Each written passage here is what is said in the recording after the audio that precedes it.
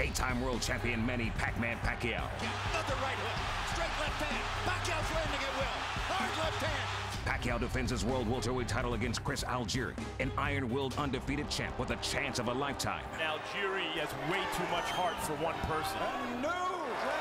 Can America's rising superstar dethrone a boxing icon? Pacquiao versus Algieri, Saturday, November 22nd. See it here.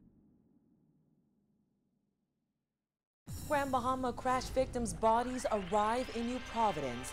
Big names flying in for Miles Monroe's funeral.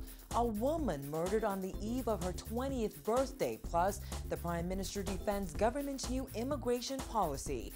We've got those stories and a whole lot more tonight. I'm Vonnie Toot and NB12 starts now.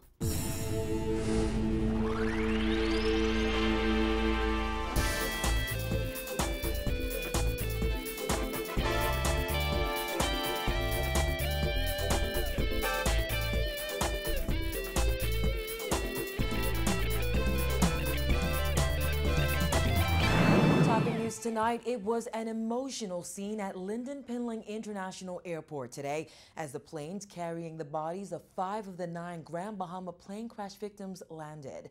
The victims' relatives, members of Bahamas Faith Ministries, several cabinet ministers and religious leaders were there for the arrival of the bodies of Dr. Miles Monroe, his wife Ruth, Pastor Richard Pinder, and pilots Fracken Cooper and Stanley Thurston. Jasmine Brown reports.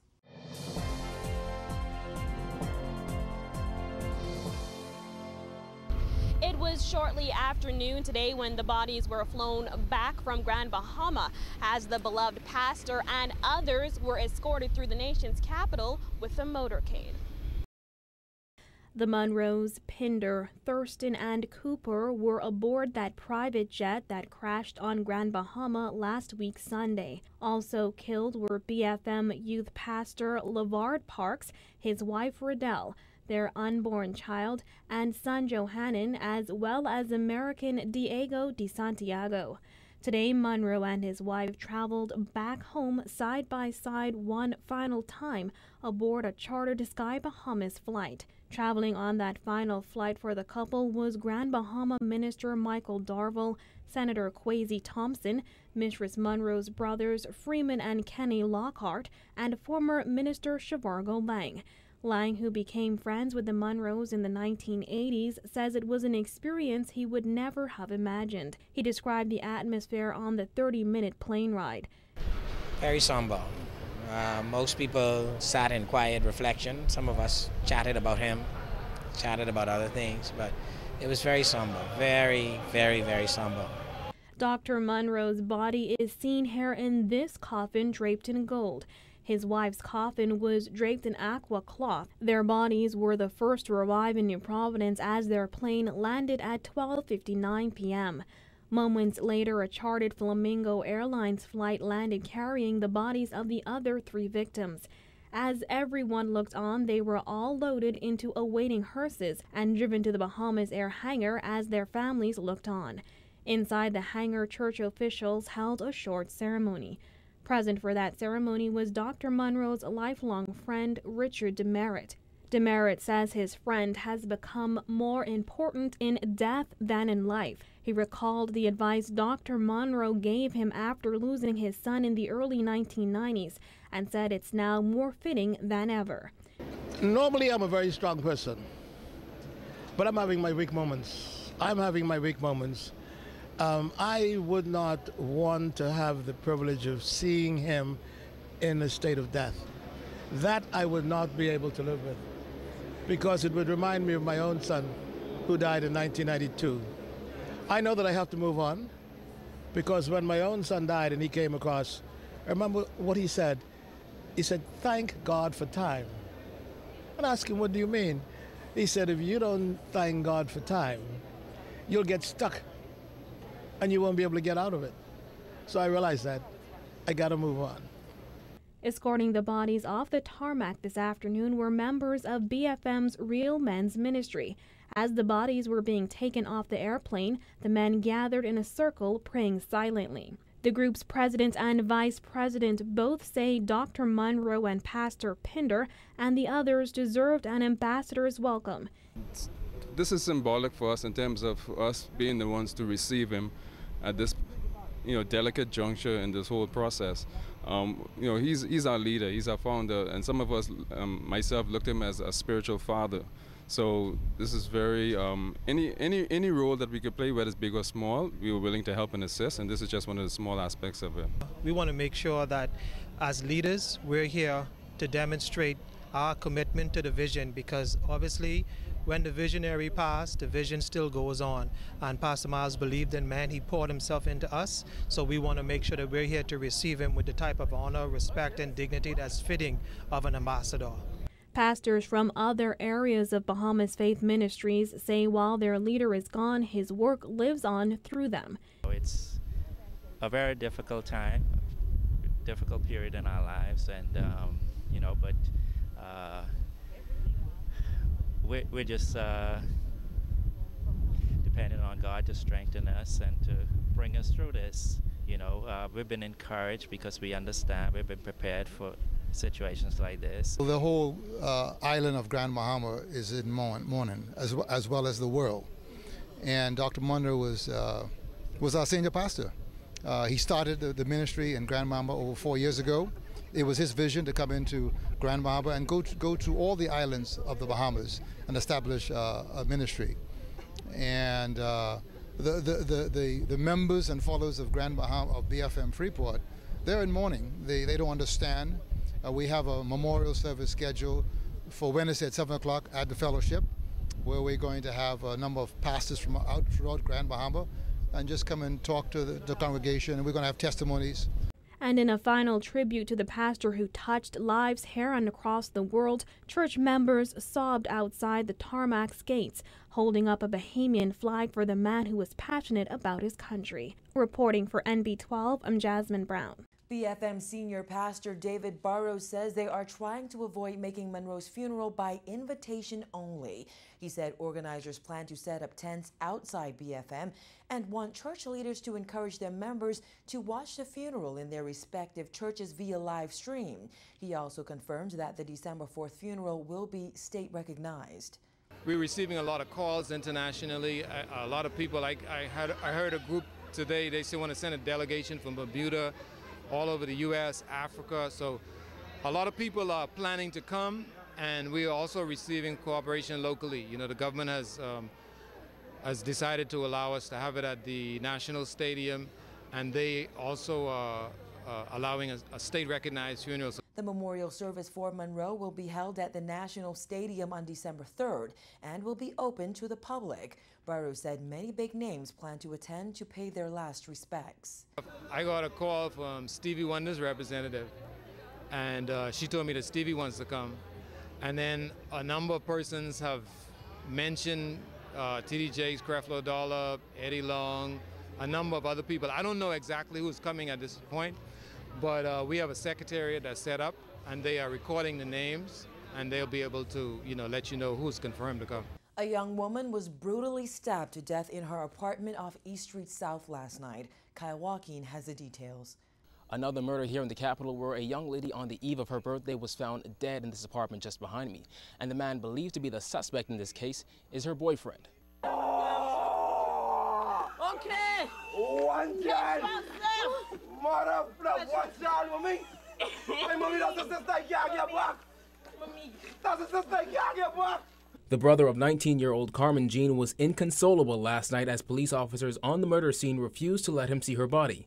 The incident happened around 8 last night, just hours before Carmen's 20th birthday.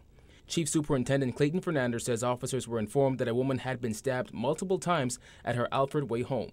As a result of this information, they arrived just at a residence behind this apartment building.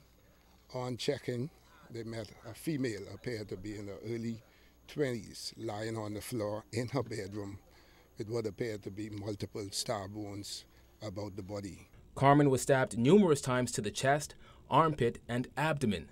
Fernandez said it appears to be a domestic dispute gone wrong. We believe that is a domestic, but we are still following that line to confirm. As a result of information received from the scene, officers later went to Carmichael Road area where they arrested a young man in his early 30s, believed to be the boyfriend of the victim, the deceased. After killing the 19-year-old BTVI cosmetology graduate, police say the suspect then fled the scene, sending officers on a manhunt. He said they eventually found the suspect drenched in blood, suffering from self-inflicted stab wounds in a Carmichael Road residence. He was then taken into custody. On the scene last night, Carmen's distraught family struggled to come to grips with her murder. Her sister could be heard crying, "She just called me and told me to come for her," while her mother and brother clung to each other for support.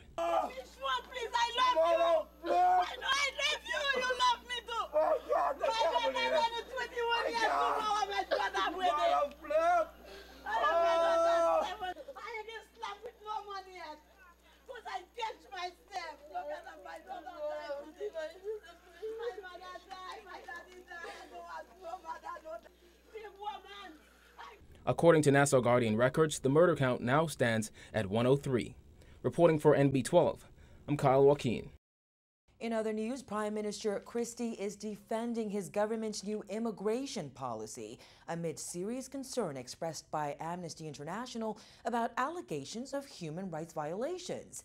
Amnesty International said in a statement today it is disturbed by recent comments made by Bahamian officials whose use of language may stoke discrimination and xenophobia in the Bahamas. Christie says he is worried about misinformation. We do not propose to have and be accused justly of inhumane treatment. That's not our intention, and we do not want that to be seen to be the case. Amid concern raised by at least 2 international groups about government's new immigration policy, Prime Minister Christie says Foreign Affairs Minister Fred Mitchell will travel to Washington, D.C. to clear up what he called misinformation. Because there clearly is misinformation. Am I worried about it? Yes. We're always worried when people sort of misunderstand our policies and react before they have made an effort to understand what it is. We want to be responsible, but at the same time, we have the primary interest of protecting the Commonwealth of the Bahamas. Amnesty International said in a statement it is seriously concerned that the implementation of a new immigration policy in the Bahamas aimed at curbing irregular migration is allegedly leading to human rights violations. There have been reports of arbitrary detentions being carried out by immigration officials and that the Haitian Bahamian community has been disproportionately targeted. There are also fears that those detained may be deported without due process.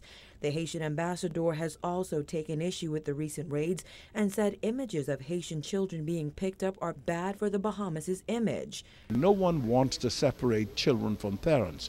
I don't even want to get into the debate of whether when the immigration officers approach, it is true that the parents ran and left the children.